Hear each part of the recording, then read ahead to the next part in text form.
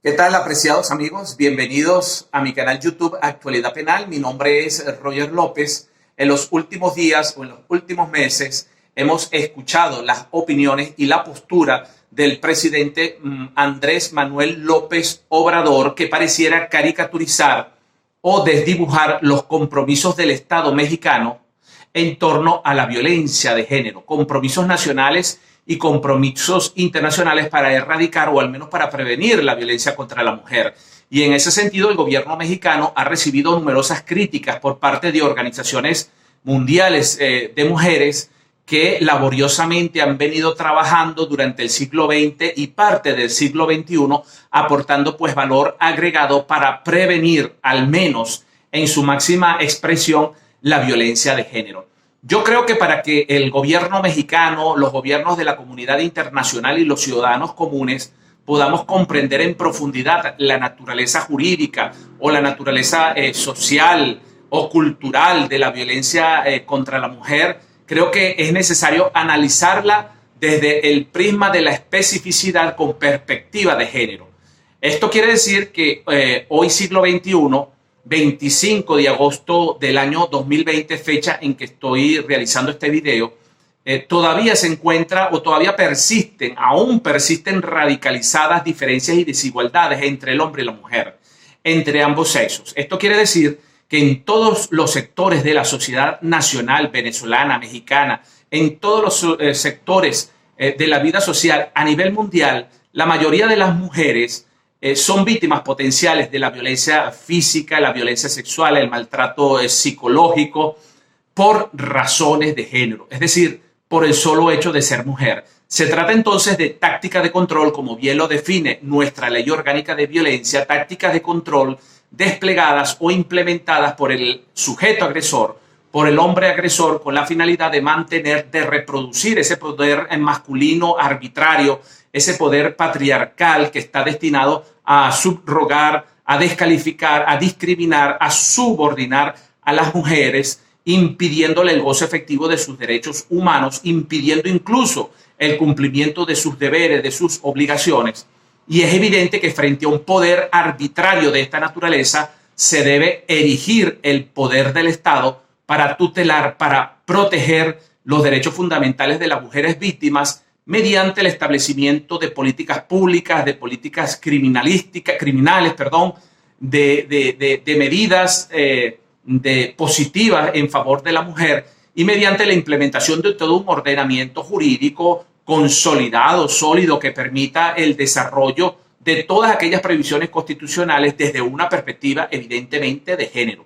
En el ámbito internacional, en consecuencia, no solamente Venezuela, sino la mayoría de los países de América Latina, del hemisferio norte, entre ellos México, nos hemos alineado, hemos suscrito, hemos ratificado todo un conjunto de convenios internacionales en materia de derechos humanos y particularmente en materia de violencia contra la mujer. México y Venezuela hemos ratificado, por ejemplo, la Convención du Belén du Pará, o mejor conocida como la Convención Interamericana para prevenir, erradicar y sancionar la violencia contra la mujer. Venezuela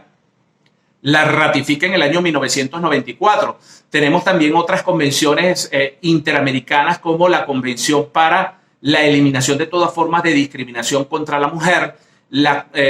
Declaración de Naciones Unidas para eliminar la violencia contra la mujer. Hay una conferencia muy importante para mí que llamó muchísimo la atención, que es la Conferencia Mundial sobre las Mujeres, celebrada en Pekín en el año 1995, y llamó mi atención porque en ella se reconoció expresamente que la violencia de género no es otra cosa que una relación de poder que se ha mantenido en el tiempo, que se ha mantenido a lo largo de la historia universal por siglos, por años, y no es más que una manifestación de desigualdad entre el hombre y la mujer, entre ambos sexos. Es decir, se trata de un ataque, de una fulminación a los derechos fundamentales y a las libertades básicas de la mujer, de ese sector de la mitad del mundo que impide a todo evento los proyectos, los objetivos de desarrollo, paz e igualdad. Por esa razón es que en el caso venezolano y en el caso de aquellos países que hemos suscrito todas estas convenciones internacionales,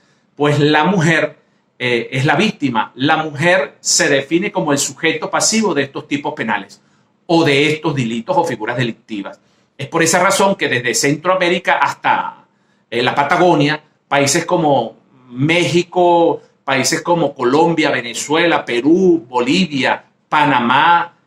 Paraguay, Costa Rica, las Bahamas, República Dominicana, Chile, Brasil, Argentina, pues en unos casos se han reformado los códigos penales y en otros casos como el venezolano, pues hemos adoptado leyes especiales, leyes orgánicas, y en nuestro caso hemos adoptado la ley orgánica sobre el derecho de las mujeres a una vida libre de violencia, cuya única reforma se produjo el pasado 28 de noviembre del año 2014.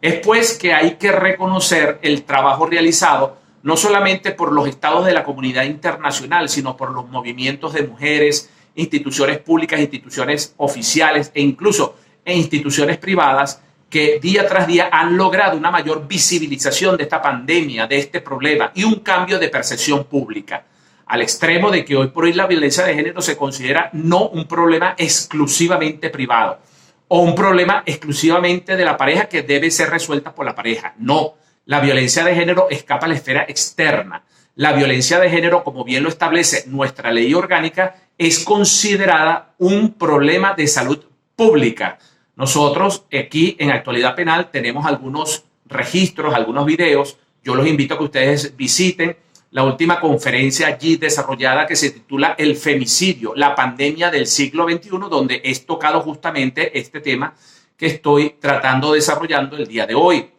Entonces se convierte en un problema de salud pública, en un problema de orden público, de interés social, de interés colectivo, de interés para la comunidad, de interés para los consejos comunales, de interés para el vecino. A pesar de que en el caso concreto de Venezuela, el Alto Ejecutivo Nacional y el Alto Ejecutivo Judicial han establecido políticas destinadas a prevenir la violencia contra la mujer, lamentablemente las estadísticas llevadas por los principales órganos de investigaciones penales, particularmente el Cuerpo de Investigaciones Científicas Penales y Criminalísticas, nos revela que para el año 2014, justamente para la época de reforma de nuestra ley,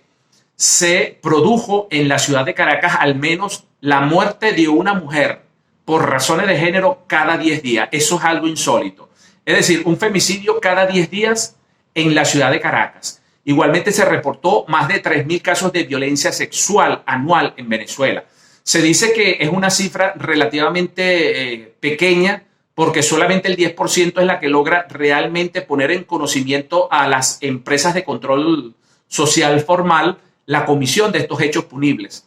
Pero, ¿qué pasaría en el caso de México? En el caso de México, el presidente Andrés Manuel López Obrador señaló que la mayoría de las llamadas o de las denuncias, que por cierto, la denuncia es un elemento común, es un elemento que no puede ser la excepción. Debemos acostumbrar y culturizar al ciudadano común a denunciar conductas delictivas. Imagínense ustedes lo que dijo entonces el presidente López Obrador cuando señaló que la mayoría de las denuncias interpuestas por las mujeres eran falsas. Y si son falsas, pues no tiene sentido establecer políticas de protección en favor de esas presuntas víctimas. Pero pudiera suceder que esas o cualquiera de esas llamadas telefónicas, cualquiera de esas denuncias en las cuales las mujeres ponen en conocimiento la situación de peligro, de vulnerabilidad a su vida o a su propia integridad física, pudiera encubrirse o pudiera delimitarse dentro de ese 10% de mujeres que efectivamente denuncian hechos delictivos.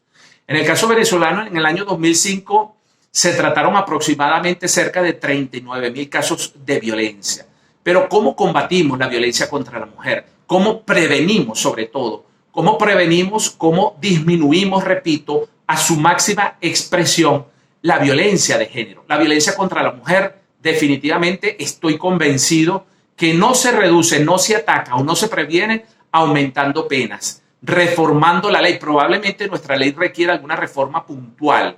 para mejorar inclusive el Código Orgánico Procesal Penal tendientes a mejorar el actual modelo de juzgamiento penal venezolano.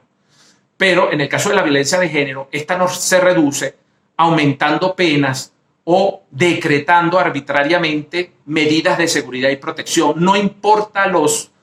fines, no importa los medios, sino los fines. Porque si nosotros imponemos o decretamos medidas de seguridad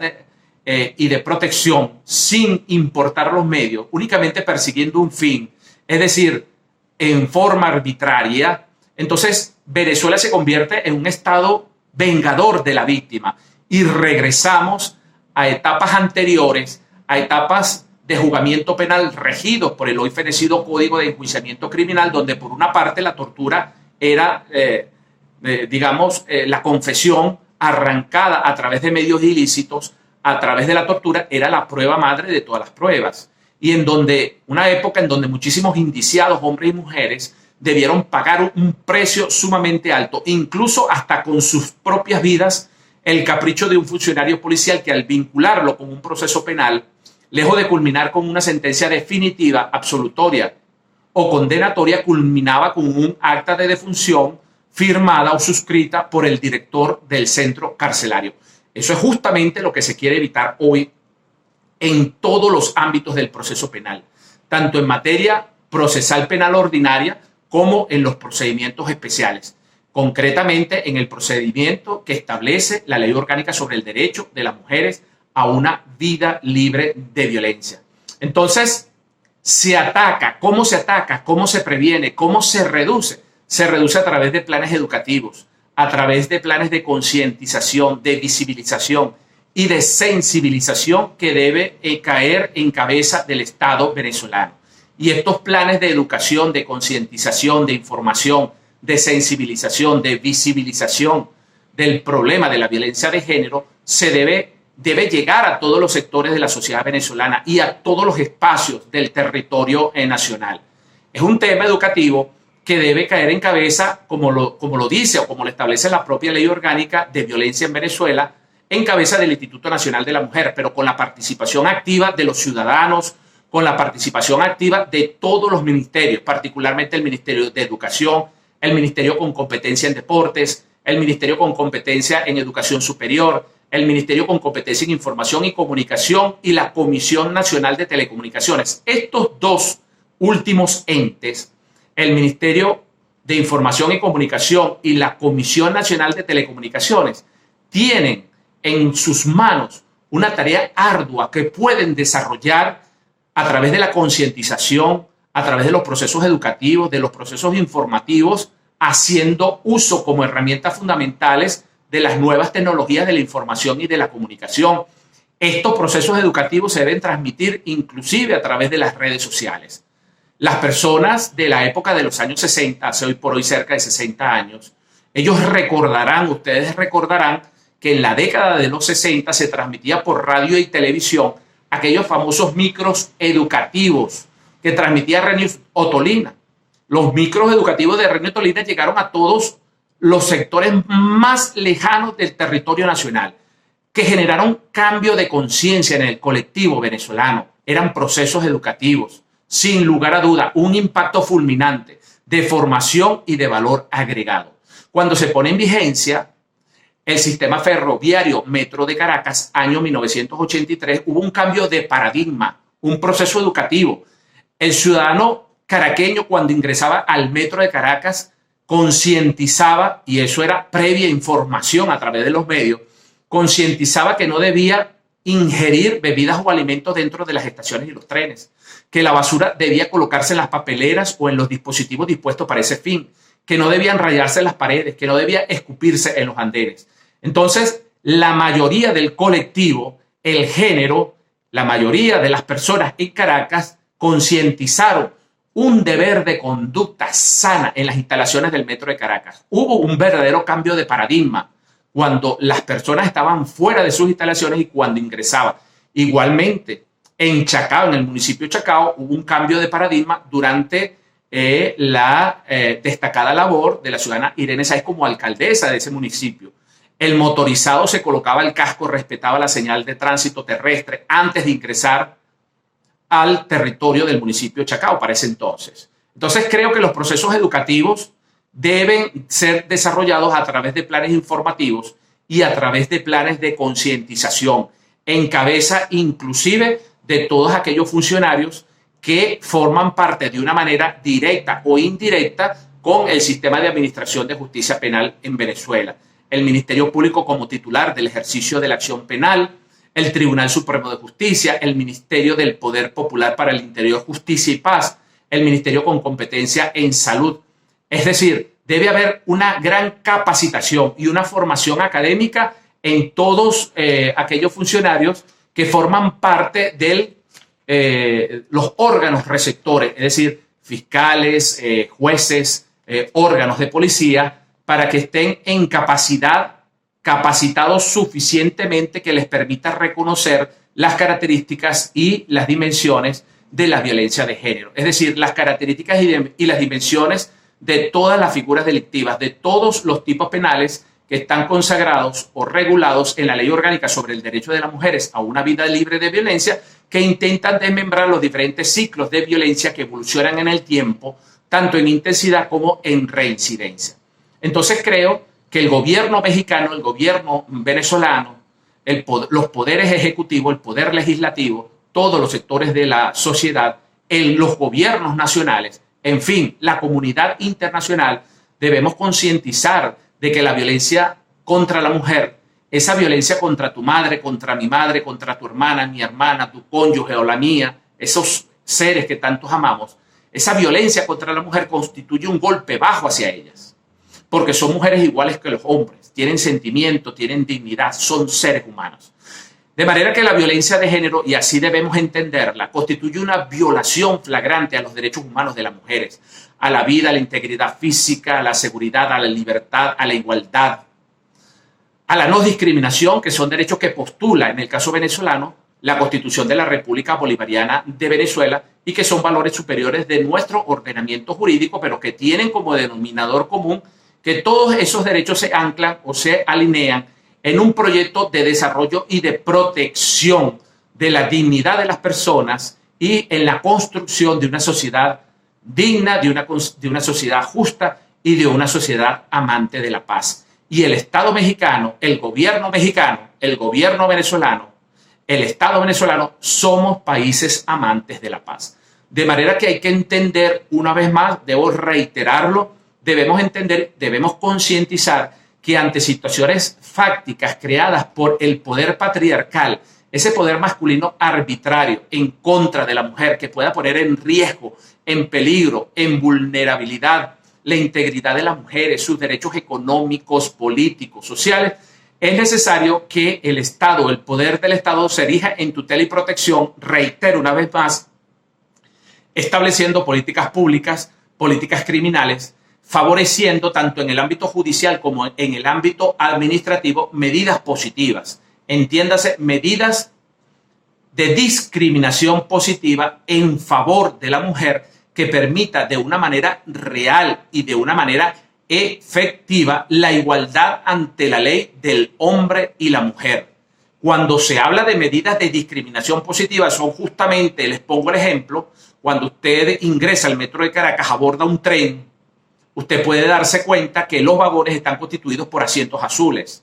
Esos asientos azules están destinados exclusivamente a mujeres embarazadas, personas de avanzada edad y personas o ciudadanos con ciertas discapacidades o limitaciones físicas. Eso es lo que se conoce como medidas positivas. Y eso es justamente lo que debe incentivar e implementar el Estado venezolano para, reitero una vez más, garantizar en forma material, en forma sustancial, la igualdad de la mujer frente al hombre ante la ley. Por esa misma razón, tenemos una ley orgánica sobre el derecho de las mujeres a una vida libre de violencia. Y es orgánica porque debe prevalecer por encima del Código Penal venezolano y por encima de todas las leyes penales colaterales vigentes en Venezuela. Es una ley orgánica porque desarrolla los principios constitucionales y porque recoge los tratados internacionales suscritos por Venezuela en materia de derechos humanos y particularmente en materia de violencia de género. Pues bien, para estas breves palabras, para estos efectos introductorios, vamos a ver de inmediato un pequeño micro de apenas un minuto en donde vamos a escuchar al presidente Andrés Manuel López Obrador, presidente del Estado mexicano, en donde él afirma que la mayoría de las denuncias interpuestas por las mujeres en torno a las violencias de género son falsas, son erradas y por lo tanto no tiene ningún sentido que el Estado establezca políticas de protección en favor de esas presuntas víctimas. Una vez que lo escuchemos, vamos entonces a darle la opinión, derecho de palabra, a una experta en materia penal, a una gran amiga invitada para esta actividad académica. Ella es la doctora Milagros Rengifo, exfiscal del Ministerio Público durante muchísimos años, más de 20 años, adscrita a la Dirección de Defensa contra la Mujer, una experta en materia de violencia de género, y vamos a escuchar cuál es su opinión en torno a la postura del presidente Andrés Manuel López Obrador en relación con la obligación del Estado mexicano, tanto nacional como con la comunidad internacional, para prevenir, para sancionar y para erradicar la violencia de género. Para que usted al final de esta actividad logre elaborar sus propias críticas, logremos juntos construir un conocimiento crítico. Pero antes, si te gustó este video, compártelo con tus amigos, regístrate en mi canal, dale like y acciona la campana para que te mantengas informado cada vez que publiquemos nuevos contenidos de interés jurídico penal. Dame tu opinión, danos tus comentarios, coméntanos y sugiérenos cómo podemos mejorar nuestros servicios jurídicos. El 90% de esas llamadas que te sirven a ti de base son falsas. Está demostrado. Y esto no es solo por tratarse de llamadas que tengan que ver con el maltrato a las mujeres. Esto sucede lo mismo en las llamadas que recibe el metro sobre sabotajes, sobre bombas. La mayor parte son falsas. Pero esto dicho, sí, informado por las mujeres del gobierno federal, la secretaria de Gobernación, la encargada del Instituto de Atención a las Mujeres, Nadine, que están preocupadas constantemente por este tema y atendiendo este tema. Entonces, vamos nosotros a continuar defendiendo, protegiendo a las mujeres.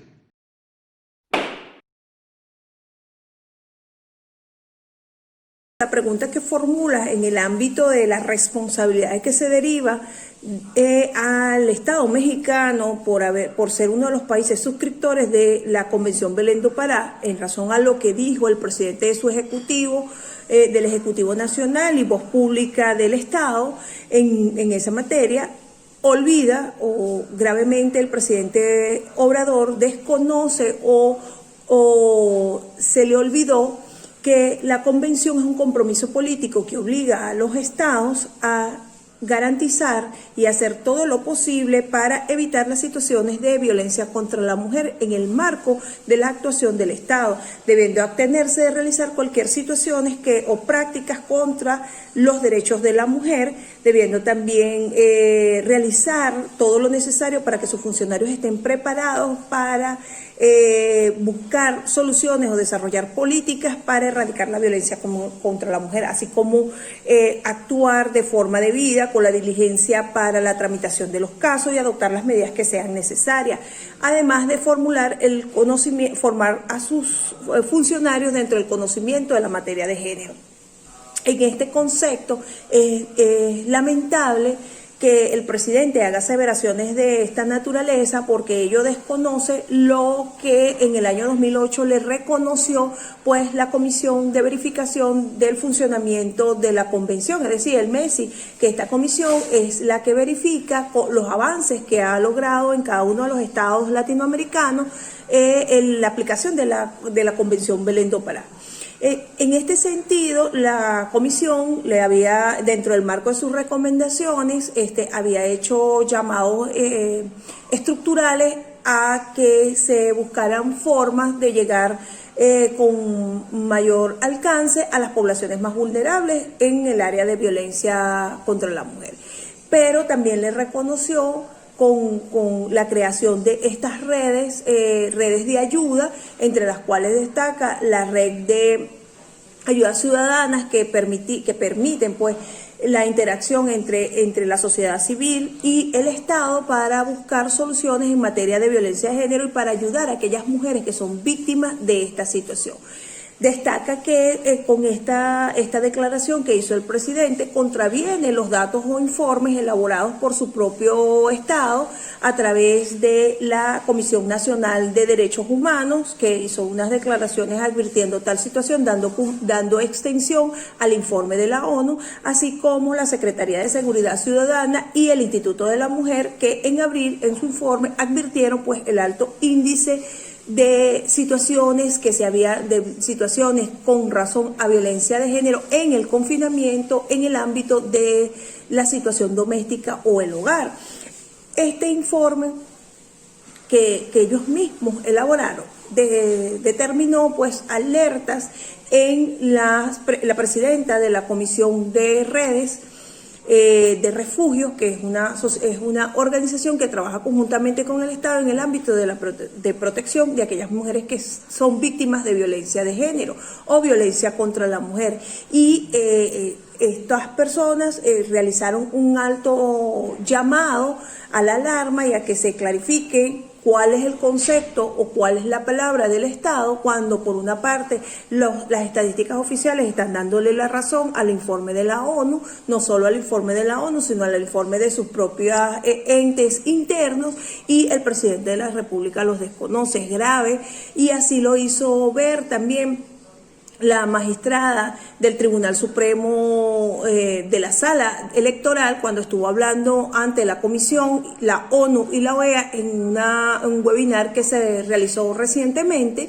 de materia de lo que es el litigio en materia de derechos humanos y violencia contra la mujer a nivel de la Corte Interamericana y la Corte Penal Internacional, y ella hizo una aseveración refiriéndose primero a la situación de violencia política, pero en realidad con un contexto dentro de una crítica soslayada, advirtiendo que México podía estar entrando en un proceso de retroceso en cuanto a la aplicabilidad de la convención, porque había que renovar las luchas contra las formas patriarcales de analizar los ilícitos. Entonces, en este sentido, es importante destacar que es grave que un presidente de la República haga aseveraciones de esta naturaleza y que contravengan todas las finalidades de algo que es una convención de derechos humanos y que es ley para ese Estado, tanto ley internacional como ley interna. Entonces, es importante que volteemos a ver esta situación con respecto a la violencia contra la mujer en América Latina durante la situación de pandemia o el confinamiento.